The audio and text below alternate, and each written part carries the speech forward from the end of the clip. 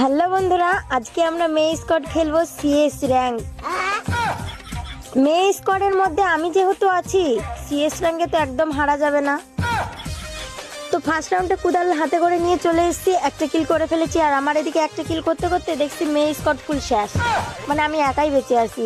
1 versus 3 করতে হবে, এটা কোনো ব্যাপারই না, আমি একাই মেরে দেবো 1 ভার্সেস 3। সো গাইজ, আমি বাই মিস্টেকে মরে গেছি। তো যাই হোক, এবার আমি স্কোয়াড মেরেই ছাড়বো। না, বারবার এভাবে তো আর মরা যাবে না। এবার তো আমি স্কোয়াড মেরেই ছাড়বো। এবার আমি আর আগে আগে যাব না, এবার আমি লুকিয়ে মারবো। সোজা আঙ্গুলে যদি ঘি না ওঠে, আঙ্গুলটা তো একটু বেঁকাতেই হবে বলো। সামনাসামনি রাশ করে যদি আমরা মারতে না পারি, জিততে না পারি, তাহলে তো আমরা লুকিয়ে খেলবোই। এটা তো স্বাভাবিক ব্যাপার। আর আমরা মেয়ে স্কোয়াডরা যখন খেলি না, তখন যেভাবে আমরা রাউন্ডটা জিতি,